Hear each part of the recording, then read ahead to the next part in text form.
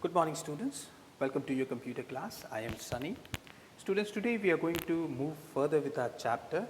But before that, students, those who have not read the chapter or those who have not completed the chapter, I request them to pause the video now, to stop the video here, read the chapter, and then come back to the video. So, for those who have already read the chapter, we are going to move further, and I'll move to the next slide. We'll do a quick recap of what we have learned. So, students, we have learned about the internet, right, which is the international network. Now, the word is surfing. I hope all of you would have made the notes which I gave yesterday, as I mentioned in the video.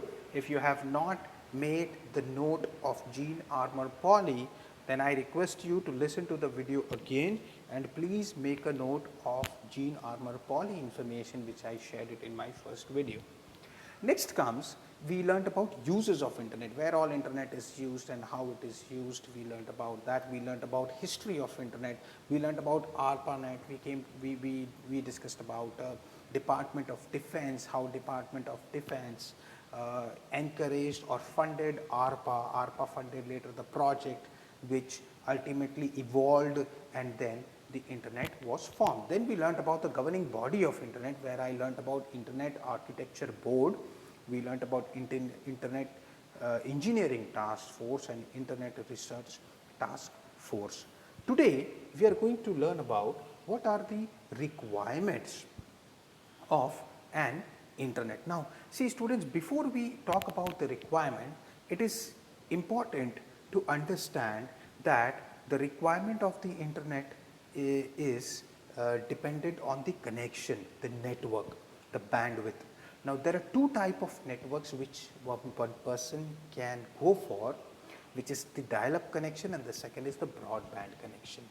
We are fortunate that we don't have any the dial-up connection anymore. Mostly we use the broadband connection. Now what is a dial-up connection? I am going to discuss about it later. Close to 20-25 years back, we were using this type of connection, but in India we are fortunate to have the broadband connection. But in Western countries still people use dial-up connection, where they stay in remote places. They use a telephone line to connect through the internet using the phone, and when the phone is connected using through the computer through internet, the fixed line, the landline is connected, you cannot receive any calls here. If you get any calls, or if you probably try to make a call, then the connection drops and again the entire connection had to be re-established. So these are the two things. I am going to discuss about it in details later in this chapter. Second thing which the connection which is very important for the internet connection is modem.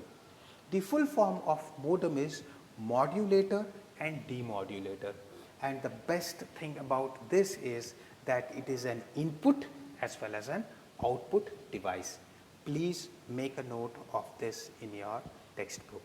Modem is an input as well as an output device. Now what is it used for?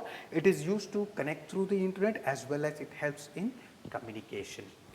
Now the second thing is that it is not necessary that the modem has to be internal. You can see in the picture, the one above that is an external modem and the one below is an internal modem. Internal modem, this is a desktop modem which is placed inside the computer and the chip sits on the motherboard, where the port remains outside the chassis or the CPU.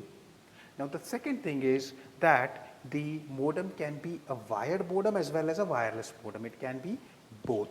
So this is the information about the modem, and it is very important component for the internet connection. Next thing what we require is the data transfer media. Now there has to be some medium where the network should flow, or where the connection should flow. Now where the connection should flow, I am talking about if in case we have a wired network, then the bandwidth or the signals will flow through the wire, and if it is a wireless medium, then the data will, or the network signals will get transmitted on the air using this.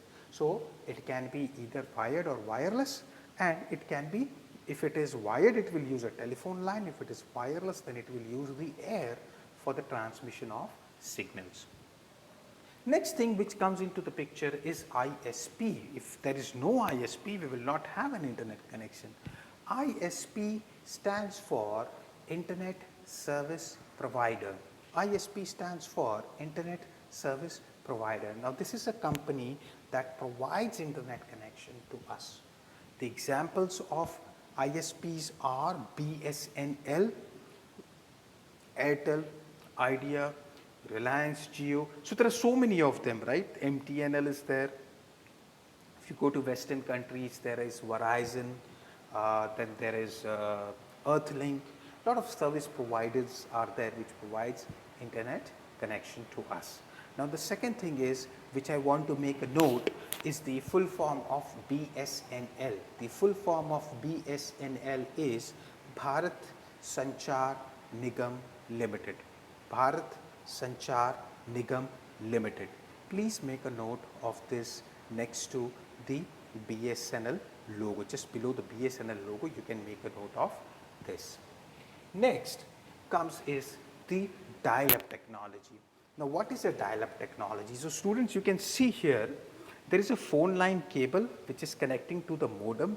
In earlier days, when the modem was not there, we used to use the telephone as the modem.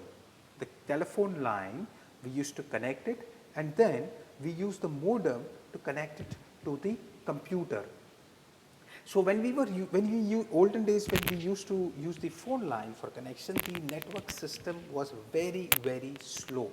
The speed of the computer network was very slow. It used to take a lot of time to connect to a website, and it was very much prone to weather conditions. So if it was snowing, if it was raining, or if there was a thunderstorm, then the connection used to get intermittent. It used to just disconnect itself, and then you have to connect it again. Then again, sometimes it used to doesn't connect itself. So dial-up technology is no longer used. Mostly people prefer using a broadband connection, which is also called as the high-speed connection or the DSL connection. Next, so this brings us to the end of the chapter today. So what we are going to do it in the homework, the first thing we are going to do is A and B, we have already done it in our class. So we will do question number C, which is true or false in the book. We will do answer the following in our computer notebook. Question number 1 we have already done it. So question number 2 we are going to do it, which is write a short note on modem. And question number 3 is what do you mean by an ISP, and name any 4 ISPs. So this here you will be describing the ISP, what ISP means, what ISP does, and any 4 ISPs of your choice, you can mention their name here. We will also be having some extra questions in this week. Later in the classes, I will be giving you some extra questions which we will be doing in the computer notebook itself. So students, if you have any doubts, if you have any questions, feel free to reach me through the comment section, and I will try to address your queries and answer your questions. And please complete your work, and very important, please read the chapter so that any doubts or any questions which comes into your mind slowly gets cleared. Please don't keep the questions to yourself. If you keep the questions to yourself, you will not be able to understand or get your doubts cleared. So I encourage you to ask questions if you have anything which you feel you have not understood, or if it is some clarification is needed. So thank you students.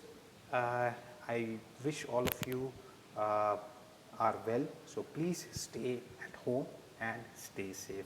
Thank you.